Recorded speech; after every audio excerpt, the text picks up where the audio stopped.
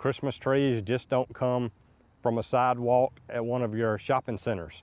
There's a lot that goes into running a Christmas tree farm. It's a lot more than people think. A lot of people think, you know, you just plant a tree and then, you know, the next year you cut it down as a Christmas tree and make all this money. But it takes about 5 to 6 years to grow a Christmas tree that's this height that we have here next to us.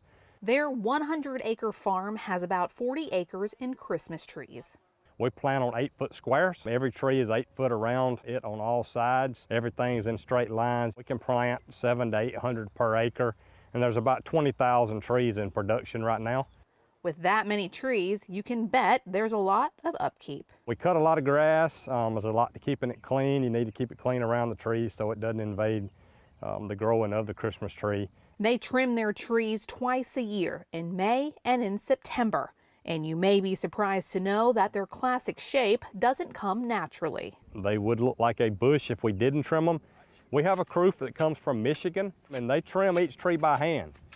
They use 2 knives. They got 1 knife in each hand, and they just go around the tree with the knife like a big machete and give it this Christmas tree shape. We have about 15,000 that they trim every year.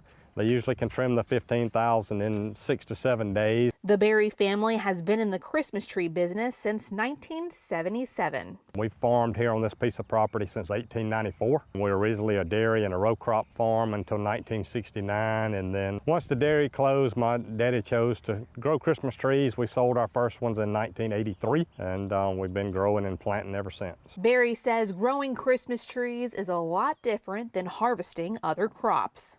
You know, it's not like your standard row crop of corn, cotton, and peanuts where you plant them one year and get to harvest them the next. It's a seasonal business, so you don't have anything to gauge participation throughout the year. You just keep your fingers crossed that everybody wants to come back the next Christmas. With 9 different varieties of trees to choose from. We grow cypress, we grow pine, we grow cedar, and then we also bring in Fraser fir from North Carolina for, again, those people that prefer the Fraser fir tree. And there's an art to picking out the perfect tree. Beauty is in the eye of the beholder. First of all, the size of the room you're going to put it in, and they all look smaller in the field than they do at home. You know, look at the spacing of the limbs. Do you have big ornaments where you need a lot of space to hang ornaments? Smell is also important. The color, you know, do you like a lighter green tree? Do you like a darker green tree?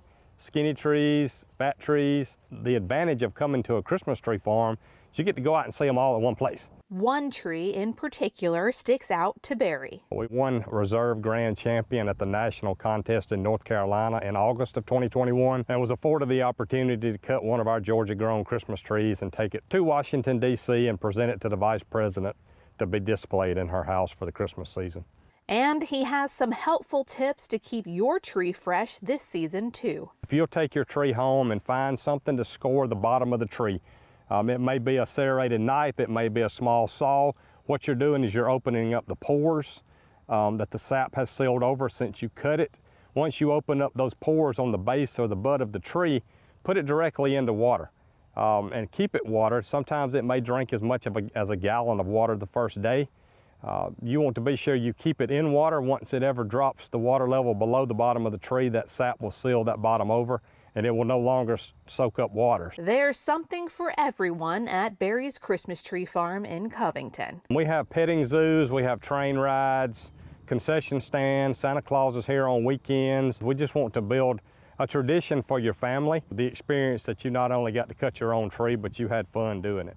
If you're interested in learning more about Christmas trees, Berry says try learning by doing and work at one of the many Christmas tree farms across our great state. But whether it be crops or Christmas trees, agriculture affects everyday lives of all of us. In Newton County, I'm Jennifer Parson reporting for the Farm Monitor.